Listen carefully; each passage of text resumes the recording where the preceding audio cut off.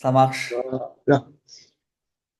Bonjour à toutes et à tous, merci de votre présence et d'écoute.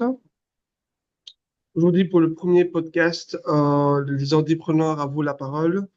On va parler avec Flotteuil. Donc, Flotteuil, c'est un entrepreneur qui roule vers l'innovation. Aujourd'hui, je vous emmène à la rencontre de Florian, alias Flotteuil, un entrepreneur hors norme qui a décidé de croquer la vie à pleines dents, ou plutôt à plein rouleau. IMC de naissance, est-ce que, bon, c'est juste un enregistrement ici. Tu veux qu'on parle du handicap ou pas de ton handicap? Tu t'en fous, j'imagine, t'es comme moi. Alors moi, effectivement, il n'y a aucun tabou et tout ça, il n'y a pas de souci, je Ça peux en va parler en alors, toute liberté, donc pas de ça problème. va. Donc, Fauteuil et IMC, donc infirmité motrice cérébrale depuis la naissance, il a transformé son handicap en une véritable force créative et un moteur d'innovation sociale. Merci à toi parce que tu es le premier à passer, comment dire, le premier. C'est un honneur, bah, merci beaucoup en tout cas pour l'invitation, Mohamed, c'est vraiment cool. Avec grand plaisir, avec grand plaisir. Peux-tu nous raconter ton histoire en quelques mots? Qui est Fauteuil et surtout d'où vient ton idée par rapport au goût de l'autodérision? Parce que je pense que l'autodérision, c'est super important dans le handicap et cette volonté de dédramatiser le handicap. Tout à fait, donc bah, de façon très exhaustive, donc je m'appelle Florian Legendre, j'ai 31 ans, donc je suis handicapé depuis la naissance. Euh, donc j'étais en école primaire ordinaire, ensuite j'ai eu un parcours scolaire tout à fait classique. Et par contre, justement, tout au long de mon adolescence, j'ai été en milieu institutionnel dans un IEM, donc un institut d'éducation motrice.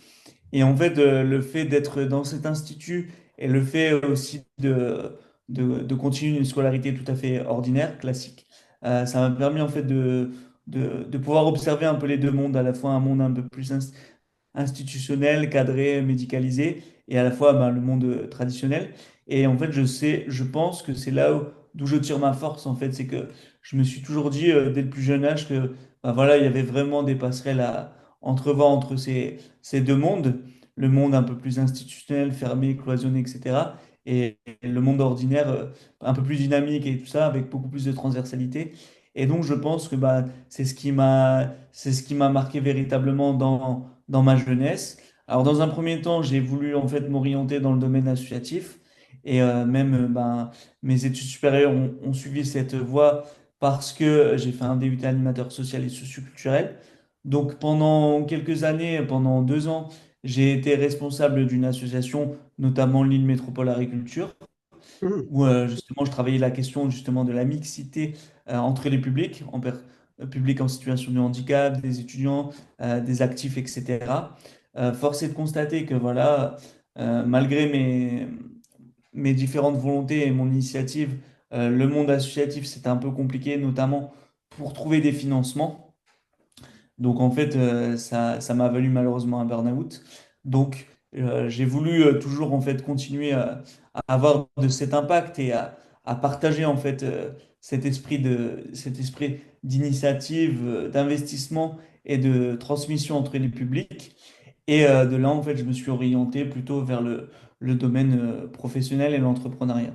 Ce qui me voit en fait aujourd'hui d'être le fondateur donc, du groupe Floteil. Donc, c'est une entreprise actuellement en auto-entreprise, mais dans celle-ci, il y a plusieurs activités en fait. Donc, il y a Vénard, qui est une start-up unique en Europe qui fait de la customisation de dispositifs médicaux, Ouais. donc fauteuils roulants, déambulateurs, etc. En fait, j'ai repris le concept du covering automobile, je l'ai transposé dans le domaine du matériel médical. Et en fait, avec l'intelligence artificielle et les outils de l'informatique, ben maintenant, les possibilités sont quasiment illimitées.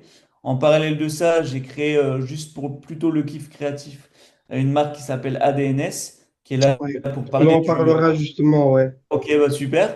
Bah, en fait, comme j'ai développé ces différentes activités en autodidacte, je suis tombé à corps perdu dans l'informatique.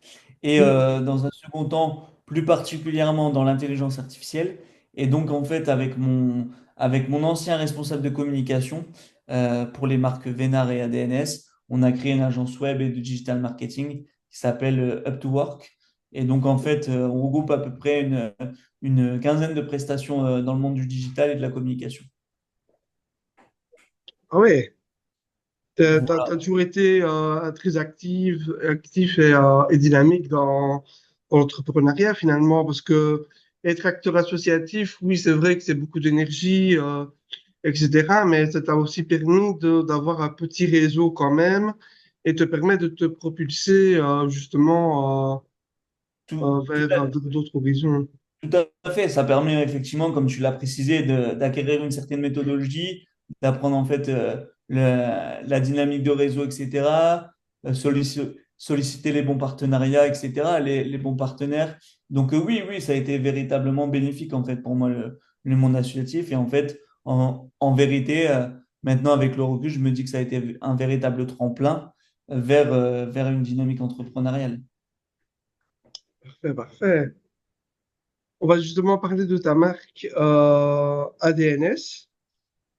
Tu dis que tu ne trouvais pas de marque qui te correspondait, mais qu'est-ce qui te manquait en fait par rapport à ça? Alors en fait, une marque qui me correspondait, la genèse de ADNS, c'était juste de dire que quand je l'ai créé il y a quelques années maintenant, il y a donc 4 ans, je pense, ouais, 4 5 ans, en fait, il n'y avait pas vraiment de marque qui abordait la singularité, mais de façon positive et décomplexée en fait. Et surtout, en fait, moi, j'avais à cœur véritablement de me servir du vecteur de la marque ADNS comme Mhm, un moyen justement pour sensibiliser les personnes au monde de la singularité, mais de façon positive et décomplexée. C'est-à-dire qu'en fait, j'estime que moi, j'ai réussi mon pari quand à la fois j'arrive à toucher les personnes qui sont directement concernées par les sujets que je souhaite traiter, mais aussi des personnes qui sont éloignées de ces sujets-là parce qu'ils trouvent le sujet, ils trouvent la manière d'aborder le sujet qui est, comment dire, ils trouvent la façon d'aborder le sujet assez cool et assez moderne justement pour pouvoir le porter, même si on n'est pas touché par la pathologie, la maladie ou le mhm, sujet que je traite en fait. Et c'est ça que je veux faire, c'est que en fait pour moi, euh, cette question-là de la singularité globalement, il faut travailler justement pour faire en sorte de la désenclaver en fait. Il faut mhm, vraiment qu'elle puisse illuminer toutes les strates de la société. Et on arrivera à faire ça, en tout cas, moi, c'est mon point de vue, uniquement si on rend ceci attrayant, dans la mesure du possible, en fait. Mais mhm, si on arrive à démocratiser ces sujets-là et qu'il y ait de plus en plus d'acteurs qui s'en emparent, acteurs, que ce soit de la consommation, etc., alors mhm, j'estime qu'effectivement, j'aurais réussi l'un de mes principaux objectifs. Et c'est dans ce sens-là que j'ai créé effectivement ADNS. Et au-delà de ça, en fait, pour être plus dans l'entrepreneuriat, j'ai fait un constat en fait avec le recul de cette marque-là que moi je veux plutôt la garder plus pour le kiff créatif qu'elle apporte et plus pour les messages qu'on peut partager par le vecteur et le prisme du vêtement que pour l'aspect purement économique parce qu'aujourd'hui l'industrie du vêtement c'est une industrie qui est en crise, qui est en reconstruction totale, en redéfinition, etc. mhm, Et donc voilà, je ne suis pas dans une dynamique mercantile par rapport à ça. Je suis véritablement, pas dans une approche militantiste parce que voilà, justement, il faut, je pense, dans, dans le milieu d'engagement et dans l'approche que tu as de l'entrepreneuriat engagé, justement, il faut réussir à bien distinguer le militantisme de l'entrepreneuriat parce qu'après, si tu es trop militant, en fait, tu risques d'amener une forme de dichotomie en fait entre tout à fait. la philosophie et ce que tu cherches vraiment à apporter pour ta clientèle. Donc voilà. Mhm, tout à fait. C'est pour ça que moi, j'ai décidé comment dire, d'aborder le entrepreneuriat autrement que d'aller de façon frontale. Au début, je l'ai fait un peu, à mon avis, comme au début de un chef entrepreneur, etc. Enfin, au début, c'est comme ça, tu vois, on n'a pas le Oui, choix. oui. Mais une fois que des mesures ont été plus ou moins mises en place, là, je me suis dit que bon, voilà, j'ai fait ce que j'ai pu. Maintenant, je vais aborder l'entrepreneuriat autrement, dont le podcast, c'est aussi l'idée de ça, et créer aussi des contenus comme je fais sur LinkedIn, et maintenant que je fais via vidéo, parce que pour moi, c'est important de montrer une autre vision de l'entrepreneuriat. Parce qu'on parle beaucoup de tout ce qui est économique et machin et tout, oui, c'est très bien.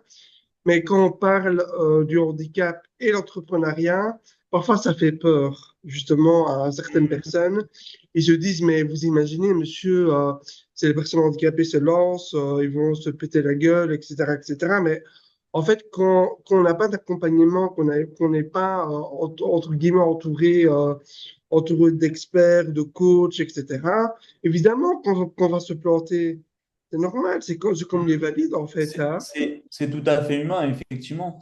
Et puis en soi, effectivement, je pense qu'il y a aussi, on peut commettre des erreurs, mais en fait, l'essentiel, c'est d'apprendre de ces erreurs et de pouvoir se réadapter. Et après, effectivement, sur la manière dont tu entreprends l'entrepreneuriat, c'est cool parce que ça permettra d'avoir différents prismes d'entrée justement sur ce vaste sujet qu'est l'entrepreneuriat en situation de handicap. Ouais, tout à Non, fait. non, c'est véritablement extrêmement positif. Et après, je pense que de toute façon, l'entrepreneuriat au départ, euh, il y avait cette question d'indépendance, cette question d'autonomie, etc. Mais peut-être au bout d'un moment, dans un tout premier temps de mon acte entrepreneurial, je voyais ça comme véritablement une bataille, en fait, parce qu'il y Ouais. avait des choses à surmonter, etc. Et maintenant, je suis beaucoup plus serein avec moi-même.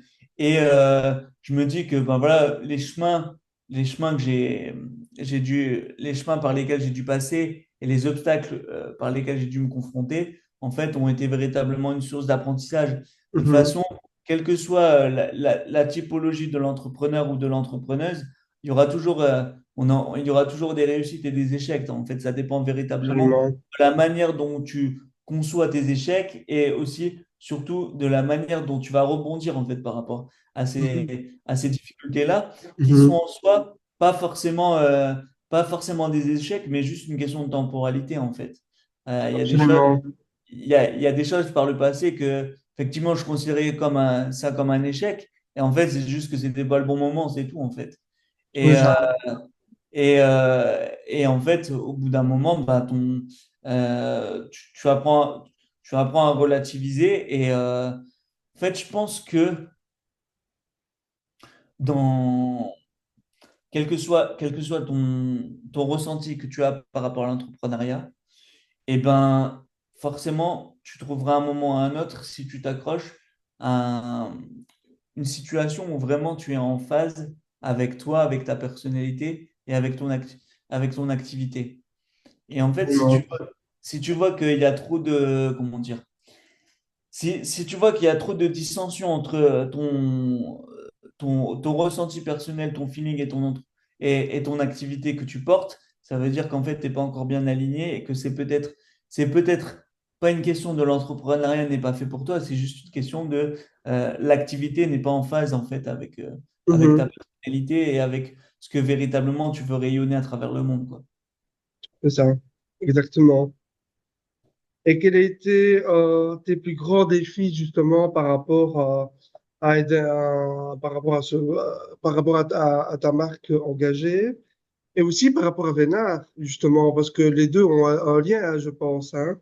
Ah oui, ben en fait, il y a cette question de complémentarité. C'est vrai que voilà, ADNS, c'est une question de faire, comment dire, partager une vision du monde via le prisme du vêtement. Et Vénard, c'est exactement la même chose, sauf que Mhm. c'est par le support du dispositif médical. Au-delà de ça, en fait, Vénard, c'est aussi justement le fait de pouvoir faire des stickers sur mesure et adapter en fait à adapter au modèle et en adéquation précisément avec la personnalité de son utilisateur. C'est aussi une question de Mhm.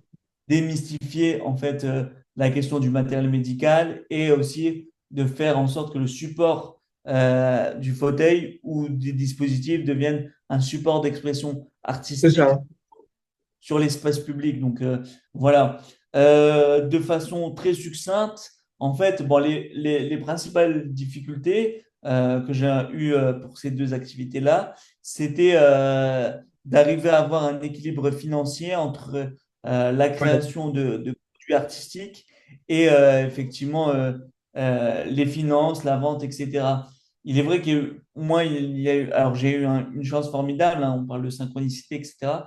Mais c'est que j'ai rencontré sur une plateforme qui s'appelle maintenant ComeUp, qui est le Fiverr en fait francophone voilà, des services digitaux, ma directrice artistique sur la marque ADNS. Et ensuite, en fait, pour Vénard, ce que j'ai fait, c'est que dans un premier temps, j'avais acheté des dessins, des illustrations, mais tu sais, via des plateformes pour avoir des licences d'exploitation, etc. Ensuite, j'ai étoffé mon catalogue en mobilisant des graphistes et des illustratrices et illustrateurs freelance. Et après, ben, est arrivée véritablement une révolution dans mon activité concrètement, c'est l'arrivée de l'intelligence artificielle. Et donc, ben, pour te donner une échelle, on est passé d'une production d'à peu près une soixantaine de visuels maximum par mois avant l'arrivée de l'intelligence artificielle à plus de 450 visuels par mois maintenant avec l'intelligence Ah oui, quand artificielle. même. Oui, oui, oui, ça a été véritablement une montée en puissance exceptionnelle. Et en fait, le Mhm. truc, c'est que véritablement, en fait, j'ai décidé de me servir de cette intelligence artificielle comme d'un pivot. C'est-à-dire qu'en fait, moi, l'intelligence artificielle, c'est un peu le bulldozer de la créativité. Mais ensuite, ça me permet en fait de mettre en avant le côté beaucoup plus artistique et beaucoup plus personnel et sur mesure du travail qui sont réalisés par les artistes, en fait. Mhm. Et donc, en fait, pour moi, l'intelligence artificielle est une porte d'entrée. Et si véritablement on veut quelque chose de sur mesure avec un cachet artistique humanisé, etc., dans ces cas-là, on passe par le réseau d'artistes qui est fédéré autour de Vénard, en fait. Bah, c'est sûr, ça. Ouais, ouais. Et tu Donc, travailles avec quel logiciel pour l'intelligence artificielle? T'as alors, plusieurs ben, outils, j'imagine. moi aujourd'hui, en fait, je suis véritablement un expert dans ce domaine-là. Donc, j'ai Ouais. un statut de consultant. Et on va dire que sur la partie de Vénard, bah, c'est principalement Midjourney. Mhm. Midjourney ou alors aussi un autre outil américain qui s'appelle Stellar. Stellar, c'est plutôt pour tout ce qui est en fait transition d'une photo en intelligence Ah artificielle, en oui, fait. Une, ah euh, oui. une photo, un peu comme là actuellement ce qui est en train de se passer avec ChatGPT, où tu mets une photo et il peut comment dire, faire une conversion de cette photo en version Ghibli, par exemple, etc. Et Mhm. ben là, j'utilise un autre outil qui s'appelle Stellar, qui propose en fait de faire la conversion de tes images en beaucoup plus de styles artistiques différents, en fait. Mhm. Voilà, et après, ben, sinon, sur l'intelligence artificielle, en règle générale, j'utilise les outils habituels comme Perplexity, ChatGPT, Taskade aussi, qui est un outil américain qui est génial, qui permet de faire des solutions d'automatisation et à moindre coût et avec l'intelligence artificielle, c'est génial. Ça s'appelle Taskade.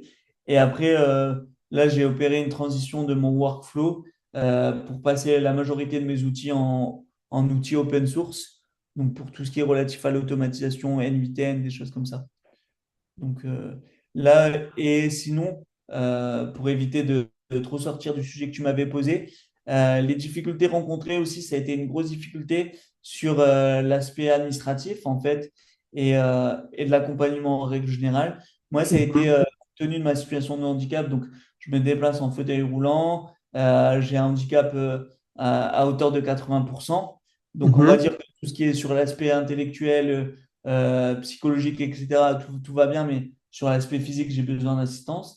Et donc, voilà, j'ai dû faire preuve d'abnégation et de militantisme, entre guillemets, auprès des instances comme la MDPH, tout ça, Ah pour ouais. que, justement, mon accompagnement à la vie quotidienne prenne aussi en compte mes besoins professionnels.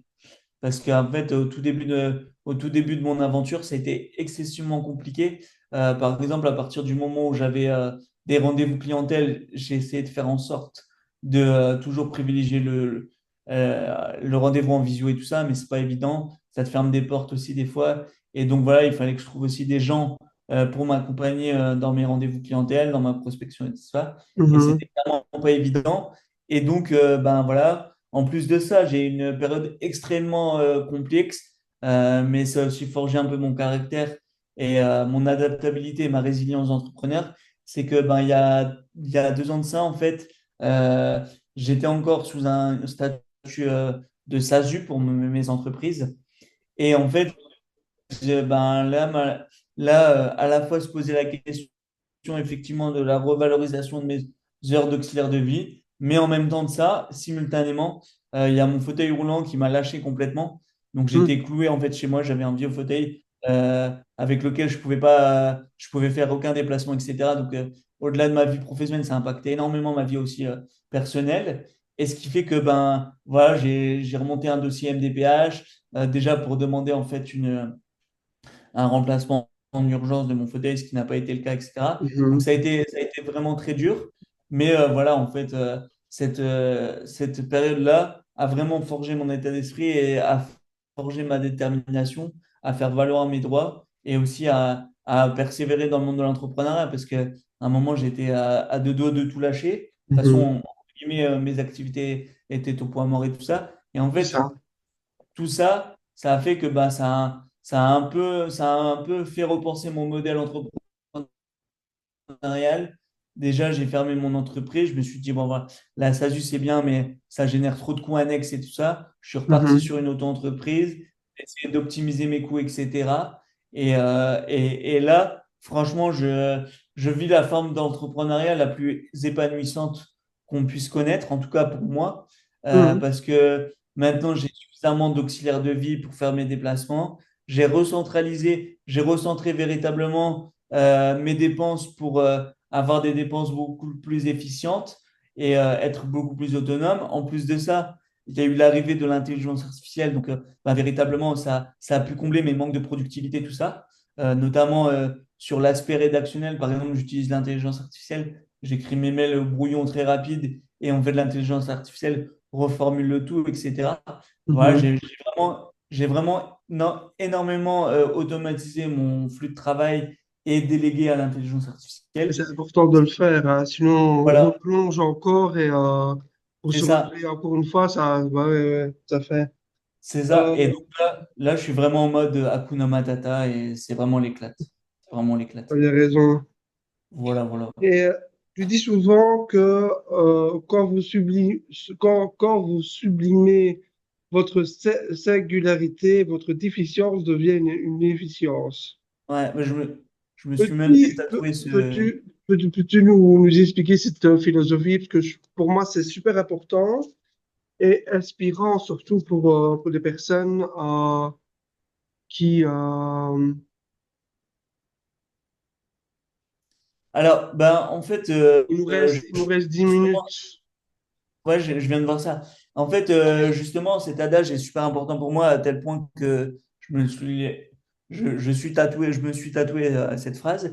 C'est Mhm, qu'effectivement, je pense on a déjà tous une subjectivité en nous et tout un parcours de vie unique, quelle que soit notre singularité, notre différence, etc. Et que véritablement, en fait, bah, on peut transformer ce qui fait de notre singularité en vraiment une force. C'est-à-dire que voilà, quand tu es en situation de handicap, je vais juste parler pour moi parce que voilà, j'estime avoir juste la légitimité de parler de ma situation personnelle, mais quand tu es en fauteuil roulant, bah, tu as une manière différente de percevoir la vie, etc.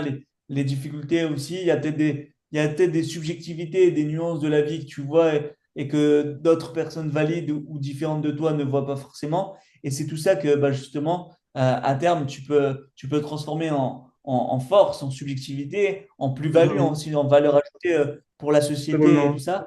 Et, euh, et c'est ça qui est fort parce que si tu arrives à switcher ça, bon après, tu le fais pas en quelques semaines, hein, c'est vraiment une question de philosophie de vie en fait, en soi, je pense, véritablement. Et c'est que bah, tu peux t'intégrer de façon harmonieuse, on va dire, dans l'action de la société, dans l'activité de la Mhm, société et trouver ta place et vraiment bah, jouer jouer ta carte en fait dans ce monde où véritablement ta manière de percevoir les choses, ta manière d'interagir, ta sensibilité peut amener véritablement une évolution positive dans la société Mhm. du vivre ensemble en fait. Absolument. Tout à fait d'accord. Selon toi, quels sont les plus gros clichés sur le handicap que tu aimerais déconstruire? Il y en a Euh, plein, je sais. Oh là là, c'est une vaste question, mais moi je me souviens quand j'ai commencé au départ, etc., bah, notamment mes fournisseurs et mes sous-traitants, à chaque fois ils étaient étonnés que je sois en situation de handicap. Donc c'est qu'aujourd'hui, effectivement, je pense que les- quelle que soit notre situation de handicap, on peut entreprendre. Ça, j'en suis persuadé et cette pensée est renforcée de plus en plus. Je pense que voilà, véritablement, euh, si vous avez une idée d'entreprendre, il faut entreprendre. Après, il faut entreprendre de façon intelligente. Je pense que le plus important, c'est de se mettre une forme de deadline et se dire, bah voilà, on se laisse X temps pour arriver à cet objectif-là. Et que voilà, il faut essayer en fait. Il faut essayer, mais tout autant en maintenant une forme de sécurité pour soi, Évidemment, oui. une forme de sécurité psychologique, une sécurité financière. Donc voilà, en fait, c'est un peu comme si on tentait une période d'essai, Mhm. on se fixait une période d'essai, et puis pour voir si effectivement on est fait pour ça. Si on est fait pour ça, bah, c'est parfait, faut continuer et pas lâcher. Si on n'est pas fait pour ça, bah, c'est tout l'intérêt d'une forme de période d'essai. Et Absolument. après, je pense que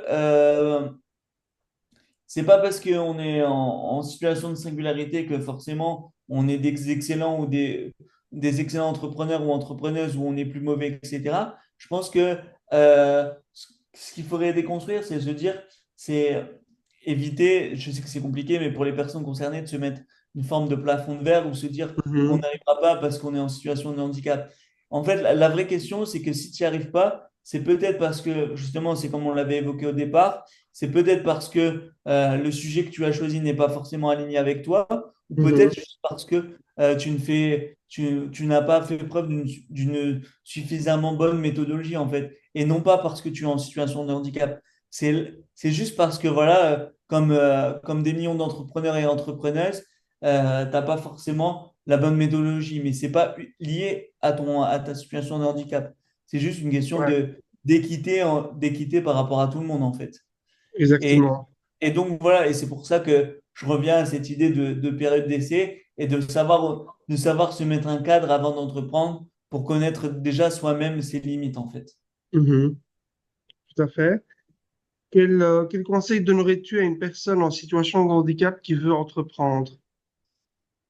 Alors, je dirais déjà, effectivement, alors là, c'est pas un conseil propre à une personne en situation de handicap, mais c'est des conseils basiques, c'est véritablement déjà fais un point sur là où tu en es, sur là Mhm. où tu veux être, fais un point aussi sur ce que tu as absolument besoin pour ta vie en termes de besoins financiers, etc. Est-ce que tu peux t'en passer, etc. Vraiment un état des lieux de là où tu en es, Mhm. où en est ta vie, etc. Si tu as des enfants, si t'as des enfants, si tu es célibataire, quels sont tes besoins financiers et tout ça. Comme ça, après, tu arrives à délimiter ton potentiel à toi, tes limites financières, etc. Ce qui te permettra de déjà faire une nomenclature de ta dynamique d'entrepreneur. Ça, c'est super important en fait. Mhm. Parce que je pense que voilà, le plus important pour maximiser tes réussites dans l'entrepreneuriat, c'est de déjà poser le cadre en fait. Mhm. Et de pas. D'où l'importance d'être accompagné finalement. C'est ça. Et souvent, ce qu'on sous-estime aussi, c'est le temps d'analyse, en fait. Ouais. Pour moi, le temps d'analyse, ça doit être super important, en fait, parce Mhm. que c'est l'élément le plus important pour soi. Il faut surtout pas le bâcler, parce que si tu bâcles le temps d'analyse, le temps, par exemple, d'études de marché, etc., c'est là où tu Mhm. peux être en mesure de commettre des erreurs.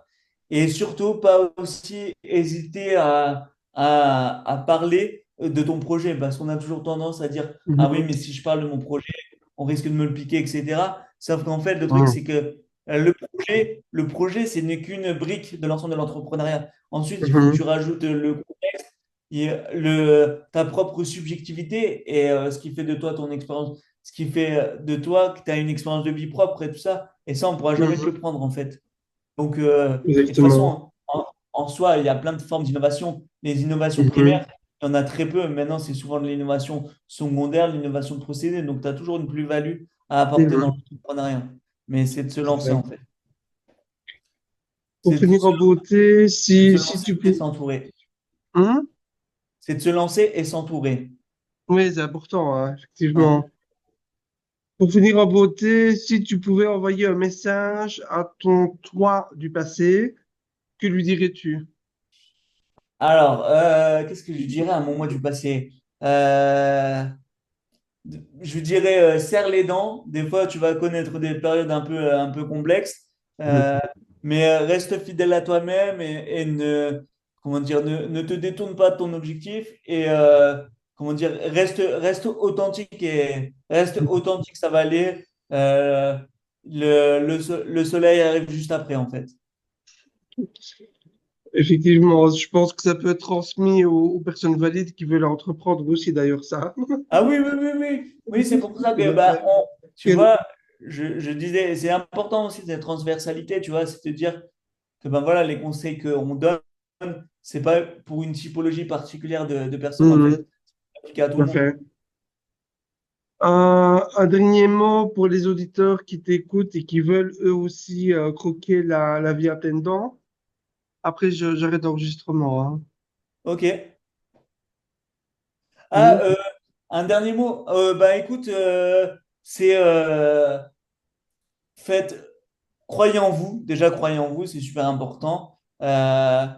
Faites en sorte de valoriser pleinement votre expérience de vie, quelle que soit la connotation de cette expérience de vie, parce qu'en soi, bah, c'est ce qui vous a permis de vous construire. Et deuxième chose aussi, renseignez-vous véritablement aussi sur le monde qui vous entoure, aussi bien sur les projets que vous voulez mener, mais aussi sur Mhm. les différents droits que vous avez à disposition, parce que il y a beaucoup de choses qu'on ne sait pas forcément si on ne cherche pas à Oui, chercher. oui. Forcément. Et ça, c'est véritablement de dire aussi que le savoir est une arme et que c'est super Ouais, important. Merci tout à pour votre fait. écoute en tout cas. Merci beaucoup à toi d'avoir consacré ton temps pour notre podcast. Et, euh, et dans les prochaines heures, prochains jours, je vais faire des publications promo pour que les gens viennent te voir. Ok, très bien. Bah, écoute, un grand merci à toi en tout cas. La question, c'est le portrait chinois, c'est toi qui le fais, c'est ça? Oui, oui, c'est moi qui va te poser trois questions et voilà quoi. En tout cas, ça va vite. Ok, ok, ok. Et si ton fauteuil était un super-héros, ce serait lequel? Moi, Superman. Superman parce que je trouve que mon fauteuil, il est charismatique et puis il a une bonne direction artistique, Superman, comme mon fauteuil. J'avais pensé que tu allais dire comment dire, l'acteur là, César dans X-Men. Tu vois, le professeur. Ah, ouais, le professeur Xavier. Ouais, j'en ai la coupe de cheveux, j'en ai quoi la coupe de cheveux, mais je suis pas, je suis pas encore assez performant que lui. M'étonne. Si ton parcours était une musique ou un film, ce serait quoi? Très bonne question. Très, très, très bonne question. Alors, si mon parcours était un film, moi j'aime beaucoup les films de science-fiction en fait. Euh, mais X-Men. au niveau de la musique, j'ai une plus d'idées au niveau de la musique. Je pense que ce serait une musique un peu comme l'artiste Prequel, qui est Ah oui, qui est un artiste qui mélange en fait de musique classique et électronique en fait.